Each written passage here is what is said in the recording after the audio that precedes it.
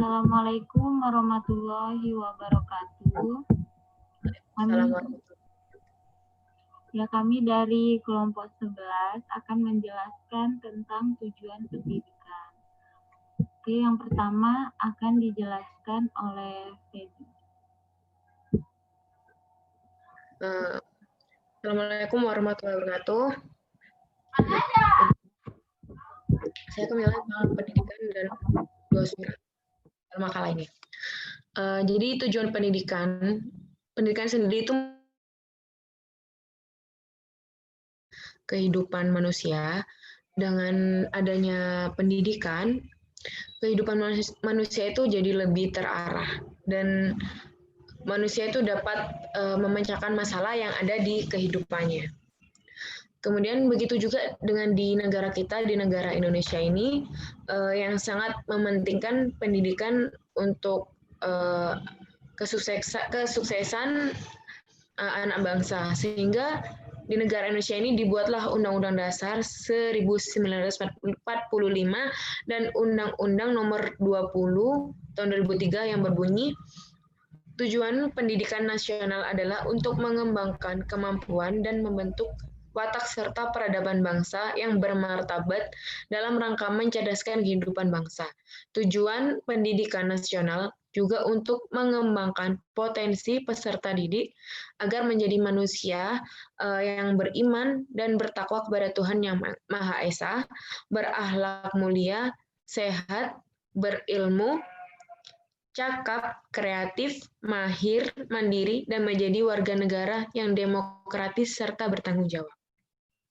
Kemudian dalam tujuan pendidikan itu juga terdapat dalam Al-Quran surat Hud ayat 61 yang berbunyi, Bismillahirrahmanirrahim, wa ila samuda akhahum sholihah qala ya qaumi ibudullaha ma lakum min ilahin ghairuh huwa ansha'akum minal ardi wasta'marakum fiha fastaghfiruhu summa tubu ilaihi inna rabbi qaribun mujib. Yang artinya, dan kepada kaum Samud kami utus saudara mereka Saleh. Dia berkata, wahai kaumku, sembahlah Allah, tidak ada Tuhan bagimu selain Dia. Dia telah menciptakanmu dari bumi, tanah, dan menjadikanmu pemakmurnya. Karena itu mohonlah ampun kepadanya. Kemudian bertobatlah kepadanya. Sesungguhnya Tuhanku sangat dekat rahmatnya dan memperkenankan doa hambanya. Jadi dalam ayat di atas itu dapat dipaparkan dengan beberapa tafsir yang berkaitan dengan pendidikan. Yang pertama yaitu tafsir Jalalain, yaitu Saleh berkata bahwasanya esakanlah Allah, karena tiada Tuhan selain Allah yang telah menciptakan kalian dan bapak kalian yaitu Adam dari tanah yang ada di bumi, dan mohonlah ampun atas kesalahan kemusyrikan yang telah kalian lakukan. Dan bertobatlah kalian kepadanya dengan melakukan ketaatan kembali. Sesungguhnya Allah akan dekat dengan hambanya yang ingat dan selalu meminta kepadanya. Dalam tujuan pendidikan, Allah menginginkan hambanya untuk selalu beriman serta bertakwa kepada Sang Pencipta, yaitu Allah Subhanahu wa Ta'ala. Kemudian yang kedua yaitu tafsir Al-Muyassar, yaitu Allah mengutus Saleh, salah satu kaum Samud, untuk selalu menyembah dan beribadah kepada Allah dengan ikhlas, karena Allah yang telah menciptakan dan memakmurkan manusia yang ada di bumi. Saleh juga mengajak kepada kaumnya untuk tidak lupa memohon ampun atas dosa yang telah mereka perbuat, dan Saleh itu menyeru agar bertaubat dengan baik. Dalam tujuan pendidikan yang dapat kita ambil dari tafsir di atas yaitu kita diajak untuk selalu beribadah kepada Allah, karena sesungguhnya Allah dekat dengan orang yang dekat dengannya. Selalu berdoa serta memohon ampun kepadanya. Kemudian tujuan pendidikan yang terdapat dalam surat Al-Hajj ayat 41. Bismillahirrahmanirrahim. Alladzina immakannahum fil ardi aqamus sholata wa atuz zakata wa amaru bil ma'rufi wa nahu 'anil munkar walillahi aqibatul umur. yang artinya orang-orang yang juga kami teguhkan kedudukan mereka di muka bumi, niscaya mereka mendirikan sholat, menunaikan zakat, serta menyuruh berbuat yang ma'ruf dan mencegah yang mungkar. Dan kepada Allah lah kembali segala urusan. Jadi ayat di atas menjelaskan tentang bahwasanya orang-orang yang berbeda di orang-orang yang berada di muka bumi ini, mereka yang diberi kedudukan kuat oleh Allah, maka mereka akan mendirikan sholat, mengeluarkan zakat, menyeru atau melakukan hal yang ma'ruf dan meninggalkan hal-hal yang mungkar atau yang dilarang. Mereka yang dipandang menolong Allah adalah mereka yang apabila diberi kekuasaan oleh Allah di bumi, mereka akan melaksanakan 4 urusan yang menjadi dasar perintah yang harus dilakukan. Nah, yang pertama yaitu melakukan sholat dengan sempurna di waktu yang telah ditentukan, dengan memenuhi syarat dan rukun sholat. Sholat merupakan tali penghubung atau pengingat silaturahmi antara Allah dan umatnya. Dan sholat itu merupakan suatu kewajiban yang harus dilakukan oleh seluruh umat Islam. Kemudian yang kedua yaitu menunaikan zakat. Menunaikan zakat dengan apa yang telah diatur atau ditetapkan kadar waktunya oleh Allah. Kemudian yang ketiga yaitu berbuat hal ma'ruf, yaitu segala hal yang memiliki nilai luhur serta adat istiadat yang baik dan telah diakui oleh semua orang bahwa hal tersebut adalah hal yang baik yang tidak bertentangan dengan nilai ilahiyah. Yang keempat yang terakhir yaitu meninggalkan kemungkaran, yaitu seluruh hal yang dianggap buruk oleh manusia dan bertentangan dengan nilai ilahiyah haruslah ditinggalkan.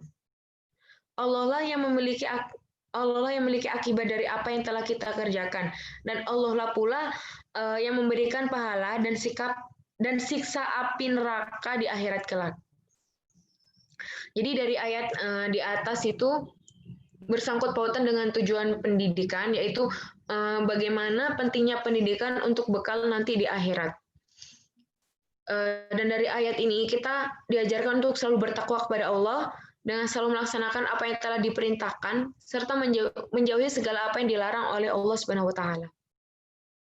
Pada surat Al-Hajj ayat 41 juga menjelaskan kaitannya dengan pendidikan, yaitu agar membentuk masyarakat yang diidam-idamkan, yaitu memiliki pemimpin serta para anggota yang bertakwa. Kemudian dengan adanya pendidikan itu dapat mengajarkan kepada manusia tentang moral, akhlak, akal, hati, jasmani, serta rohani. Dengan adanya pendidikan dapat mengoptimalkan potensi yang diberikan oleh Allah Subhanahu wa taala. Tujuan lainnya yaitu untuk mendapatkan ridha Allah Subhanahu wa taala yang patuh akan perintah dan menjauhi segala yang dilarang oleh Allah. Apabila segala sesuatu yang telah kita kerjakan itu dilandaskan dengan ayat yang telah saya jelaskan, maka hidup kita tuh di dunia ini akan terjamin keselamatannya, serta manusia itu akan memiliki moral yang baik akhlaknya. Kemudian saya kembalikan lagi kepada Mbak Putia. Ya, selanjutnya saya akan menjelaskan tentang surat Ali Imran ayat 138 sampai 139. Bismillahirrahmanirrahim. Hadza bayanul linnasi wa hudaw wa mau'izatul lil muttaqin. Wala tahinu wa la tahzanu wa antumul a'launa in kuntum mu'minin. Yang artinya Al-Quran ini adalah penerangan bagi seluruh manusia dan petunjuk serta pelajaran bagi orang-orang yang bertakwa. Janganlah kamu bersikap lemah dan janganlah pula kamu bersedih hati, padahal kamulah orang-orang yang paling tinggi derajatnya, jika kamu orang-orang yang beriman. Pada ayat 138 ini memperingatkan kepada kaum muslimin bahwasanya kekalahan mereka pada perang Uhud adalah pelajaran bagi orang-orang Islam tentang berlakunya ketentuan sunnah Allah. Mereka menang pada perang Badar karena mereka menjalankan dan mematuhi perintah Nabi. Kemudian pada perang Uhud pun mereka hampir memperoleh kemenangan. Akan tetapi karena mereka lalai dan tidak mematuhi perintah Nabi, akhirnya mereka terkepung dan diserang tentara musuh yang bahkan lebih banyak jumlahnya, sehingga menewaskan berpuluhan mujahid fisabilillah.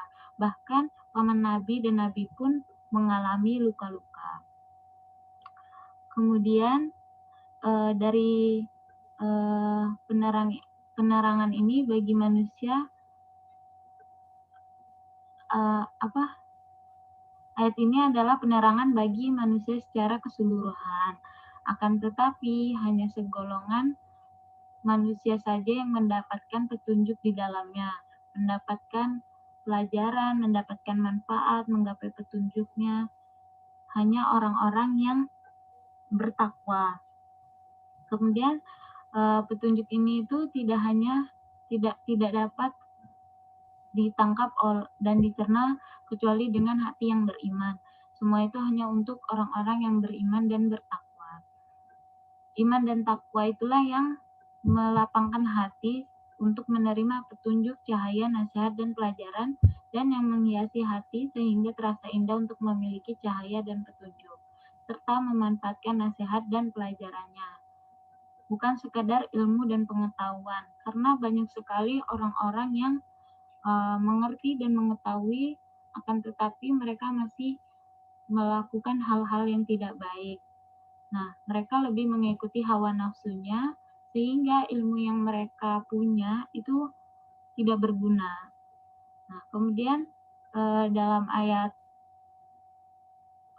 yang ke-139 ini, yaitu menghendaki agar kaum muslimin jangan bersifat lemah dan bersedih hati, meskipun mereka mengalami kekalahan dan penderitaan yang cukup pahit pada perang Uhud.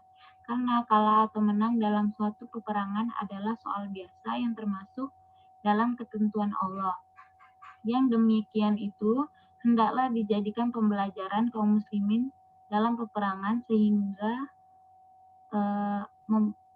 pada peperangan ini sebenarnya mempunyai mental yang kuat dan semangat yang tinggi jika mereka benar-benar beriman. Kemudian janganlah kamu bersikap lemah dan bersedih atas yang telah menimpamu dan luput darimu, karena kamu adalah orang-orang yang paling tinggi derajatnya. Akidahmu lebih tinggi karena kamu hanya bersujud kepada Allah saja. Maka jika kamu benar-benar beriman, niscaya kamu adalah orang-orang yang derajatnya paling tinggi. Jadi tujuan pendidikan di sini yang paling penting adalah iman dan takwa seseorang. Jadi ketika orang itu beriman dan bertakwa, maka derajatnya itu paling tinggi. Kemudian surat Al-Baqarah ayat 247 yang berbunyi Bismillahirrahmanirrahim. Waqala lahum nabiyyum innallaha qad ba'atha lakum taluta malika. Qalu anna yakunu lahul mulku alaina wa nahnu ahaqqu bil mulki minhu wa lam yu'ta sa'atum minal mal. Qala innallaha astafahu alaikum wa zadahu bastatun fil ilmi wal jism. Wallahu yu'ti mulkahu man yasha'. Wallahu wasi'un alim. Yang artinya, Nabi mereka mengatakan kepada mereka, sesungguhnya Allah telah mengangkat Talut menjadi rajamu. Mereka menjawab, bagaimana Talut memerintah kami, padahal kami lebih berhak mengendalikan pemerintahan daripadanya. Sedang dia pun tidak diberi kekayaan yang cukup banyak.